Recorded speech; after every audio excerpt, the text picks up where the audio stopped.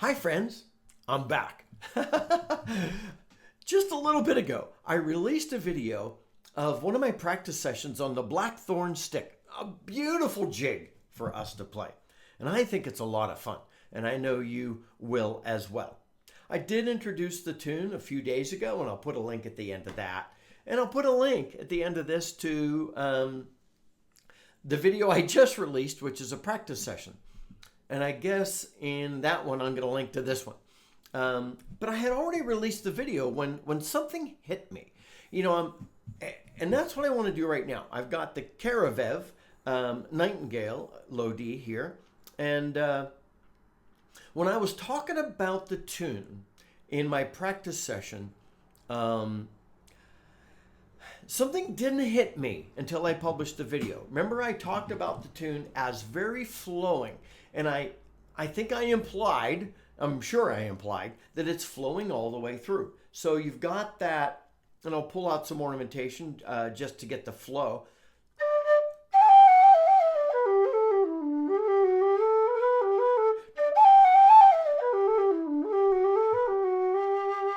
And so you've got that flow going on with the tune.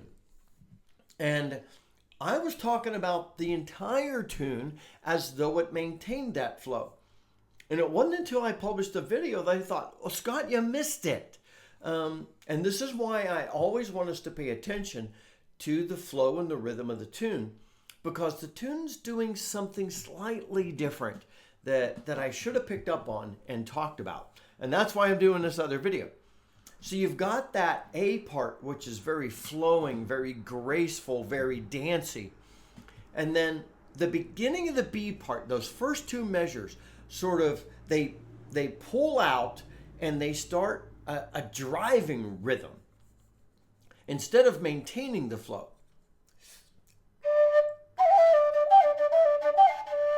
And you get that instead. Remember I said in that first video, I said, I really noticed that a lot of people are just tonguing the repeated notes. And that's kind of unusual because you don't see that a lot.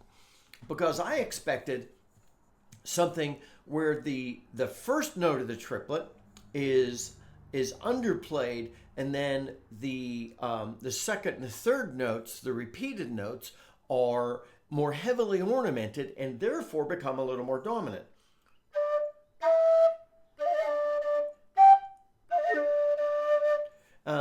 Low roll or double cut, something there. I didn't do justice to it, but I want to give you the idea.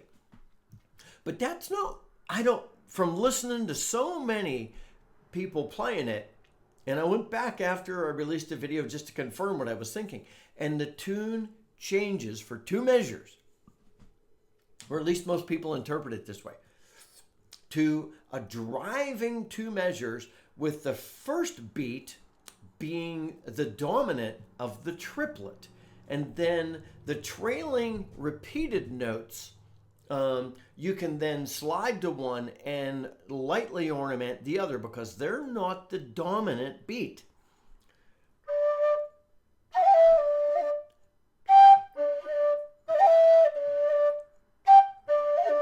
And that's why some people are simply sliding to one and tonguing, or tonguing both of those repeated, because they're not as consequential, and that makes them stand out a little bit, but you're more heavily ornamenting the first note of the triplet.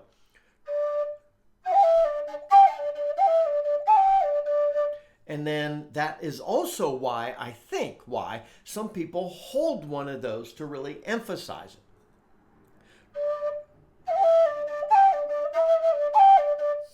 So that's what hit me. I don't think it came across that way when I was doing my practice session, and I just wanted to share that we're at the point where it's important to pay attention to the flow. But does the flow change somewhere? And when it changes, what, from an ornamentation and expression standpoint, are you going to do differently? And I feel like I missed that some in my practice session video, and I wanted to come back and just say that it's important to pay attention to the flow of the tune. And, again, I don't know why I didn't pick up on that as I'm listening to tons of people play it, because that's what people were doing.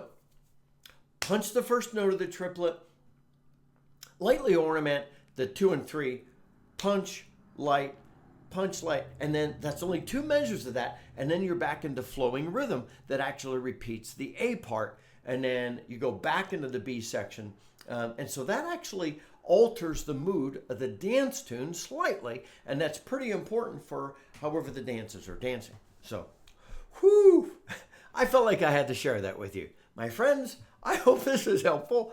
Until next time, this is Scott Shade. Happy whistling.